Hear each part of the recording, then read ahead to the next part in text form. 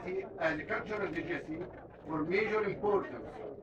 Right at the beginning of its activities, it became clear that apart from the immediate measures to protect these tombs, only the rebuilding of the most important of these tombs in the size of 1:1 would enable us to protect them permanently.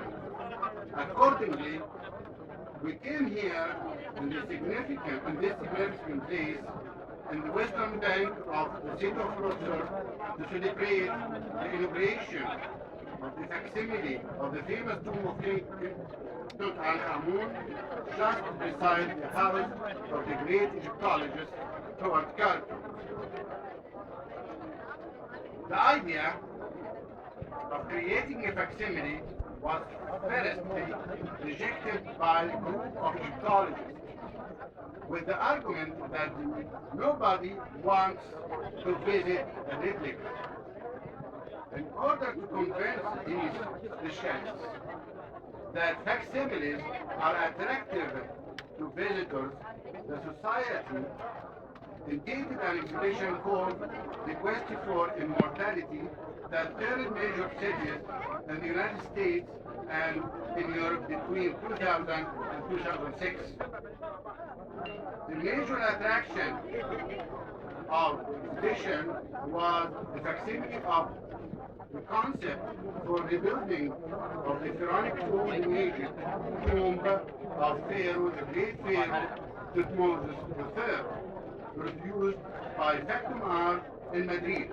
Meanwhile, almost 3 million people have visited this tomb. This was convincing proof that the facsimile of such tomb, of such wonderful tomb and mysterious human heritage can also have a magic of its own. In 2008, the Permanent Committee, the Supreme Council of Antiquities of Egypt, has given the approval to the project. The Secretary General at the time, Jose Hawass, and the active University of Basel, Professor Antonio Lubrino, signed on the 30th of October 2008 a contract allowing us, together with the Factum Art in Madrid, to create a facsimile of the real tomb. The immediate goal, phase one, was to present the facsimile the tomb of Pharaoh Tutankhamun, and in the second step, perhaps, to add the facsimile of the tomb of Pharaoh I and the Queen Nefertari. The aim of phase two is to do the work by the Egyptians themselves, who will be trained in a center that will be established here on the western bank of Luxor. As the treasures of King Tut will be displayed in the Grand Egyptian Museum, it is to be noted that it was decided that the actual replica would be perhaps transported to the museum in question to be a part of the open-air exhibition. Our presence here today and the occasion reflects friendship and cooperation between Egypt and the European Union for the sake of our tangible heritage and the human being. Finally, I'd like to see this opportunity to send a positive message to the whole world that Egypt is and will remain land of peace, and assure you that the government and people of Egypt are committed to democracy, stability, quick economic recovery, growth, and prosperity according to the roadmap announced on the 3rd of July 2015. We are confident of our capability that created one of the oldest civilizations in the history of the human being. Thank you.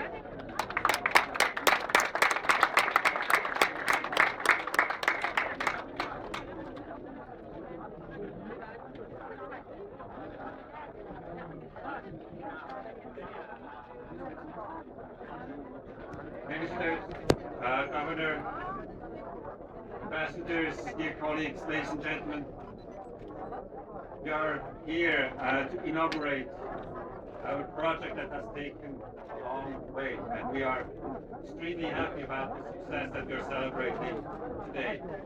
A successful project needs a lot of factors that have to come together. I would mention maybe three of them. You need to have a good idea, you have to have a lot of money, and you need the technology, the know-how to do it. Usually when Switzerland is involved in a project, you would think that we will bring the money, or maybe the technology. But this time around, with this project, it's slightly different. This time, for once, it was the inspiration that we brought to the table. It was back in 1988 that the Minister of Antiquities made a reference to that the Society of Friends of the Royal Tombs of Egypt was founded in Zurich, a group of international personalities that realized that there is a potential trade-off between tourism and conservation. But they knew that this cannot be a trade-off. They were looking into things to say, how can we work both of them? Protect the tombs, but at the same time make them available to the larger public. They came up and the minister summed it up very nicely with the project of replicas, of facsimiles that prove that they can have their spell of its own when they are on tour. Now they are in Egypt. We are very proud that this idea, after 28 years, came to reality. Thanks to partners, strong partners. As I said, we need the guidance of the Ministry of Antiquities. We need the support of the Ministry of Tourism, the support of the EU, and obviously the property market with all the technology and the know-how that they provide. So, after the discoveries of the royal tombs in the 19th and 20th century and making them available to the broader public, Egypt opened the door to a world of knowledge of its great history and its great civilization. Today we make sure that this door remains open to the generations to come. I would even think we are making more doors to make more tombs available to the public that might be too sensitive or too fragile to open to the general public. And we might make the door even wider thanks to the technology that the facsimiles offer to show details that might not be visible or that might have vanished during the course of the years. So I would like to congratulate Mabruk to all of them, to all of those who have participated in this great partnership, and it's a pleasure and honor to introduce to you the man who's behind the know-how that you will see today. Thank you very much.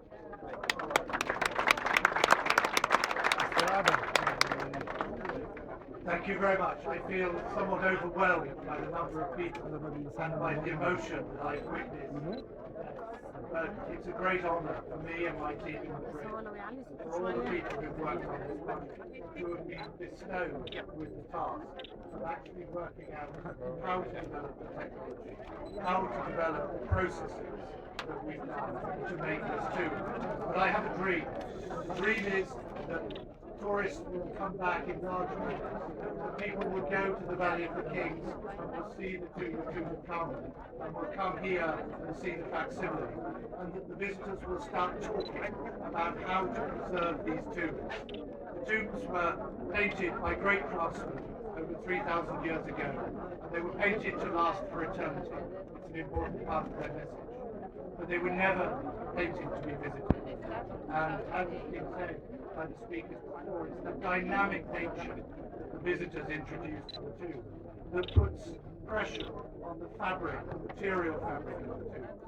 And what I hope all of you will see as you walk into the facsimile is that it is possible to create an exact copy that from the normal viewing distance looks exactly like the tomb, but more than that, that feels like the tomb.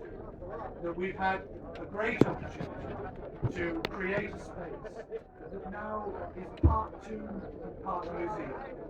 It's a space you go into and you can feel the endeavours of so many people over so much time, over so many years. People developing scams, software writers, the Society of the Friends of the Royal Tombs of Egypt who generated the idea, the whole of my team, we worked with every single detail about how to put this together and how to bring it to Egypt. And those Minister of Tourism and Minister of Antiquities, who I have to thank very profoundly for giving me this opportunity, and for the government, who's been so supportive throughout the work that we've done. I'd like to say, I hope this is the beginning.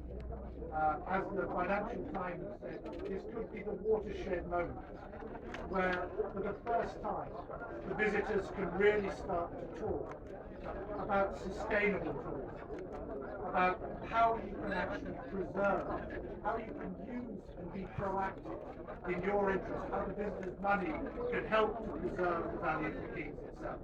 And it's my dream that it will still be there in 3,000 years' time. So I'm going to not say too much about the technology, because while you're eating and talking, there's going to be a short film that shows you. But I would like to say there's a large number of people, and we're going to have to go in groups.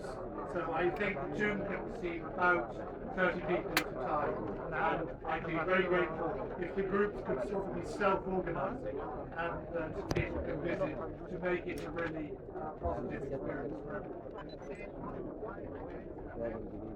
Yes, as I said, it's part museum and part facsimile of the very ancient. There is a lot of information, so I hope everyone will come back and actually spend time thinking about what's on the wall, experiencing that. But I'd really like to say a deep thanks to Jim Moran, who basically, with his team at the European Union, did actually facilitate the transfer of the tomb and have done so much with all the team at the European Union to support us. So on that note, I'd like to hand over to the Governor of London and to talk and to say that the next one, which I hope will work very closely with you, will be a transfer of skills and technology so that Egypt can be at the forefront of this new approach to conserving its past. And I agree profoundly with the Minister of Antiquities that Egypt's future is very dependent on its history. And we would like that history to reach many more people, diverse people from China, from India, from people who haven't traditionally come here. We'd like the tourists to add en masse and realise that Egypt is leading its way in preserving its past.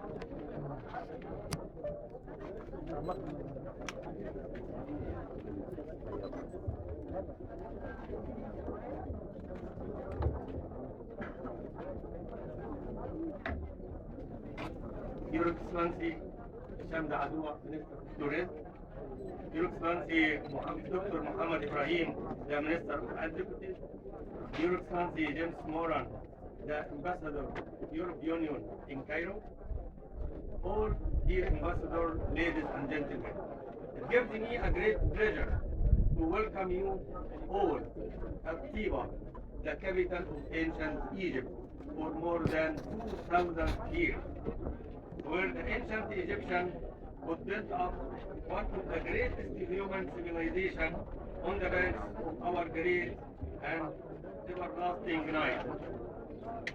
Luxor is pleased and honored to have you to celebrate opening the first replica tomb of the King Tutankhamun, the golden hero king of Egypt. And the King Valley, who let Egypt go to the world and the whole world go to Egypt. Now, I would like to thank all those who have participated in this fine work of preserving the great King's original tomb, which we hope to apply it to all our treasures in the towns of Kings Valley and Queens Valley for the purpose of maintaining our rare tourist sites that stand as an incomparable heritage for humanity. The Luxor Governorate, we work very hard. We do our best to secure good and comfortable life for all people of Luxor and all tourists who visit Luxor. Our main goal is to vary economic activities, not just in tourism, but also in field of agriculture and industry to create more jobs for young people and give a great push to economic growth in all fields. We have bravely engaged ourselves in field of solar energy, where we built up the first solar energy station in our Egypt. And we will build another 3 stations within 3 months. We are going also to hold a big conference in solar energy in No way. the second half of next May. And will attend all the people is interested about solar energy. Also, we took some positive steps to circulate our waste or recycling our waste at Luxor for purpose to transfer Luxor to Green City.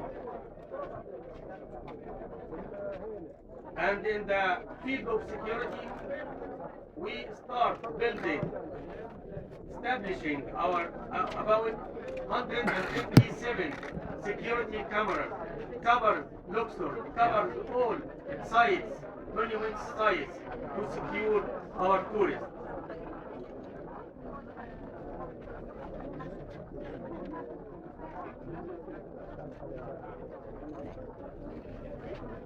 Today, we declare that you are arranging with the British University in Egypt to hold 2 competitions for the young people under age 35 years old.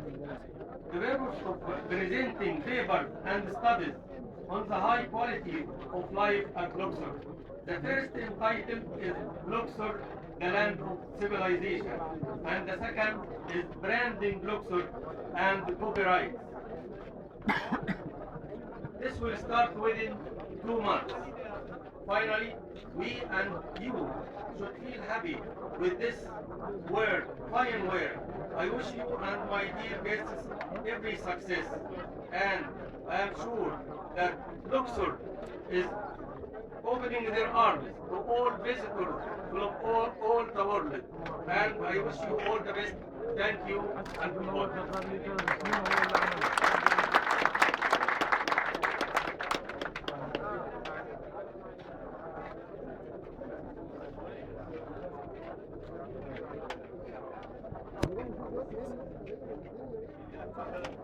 First group of visitors will be the ambassador.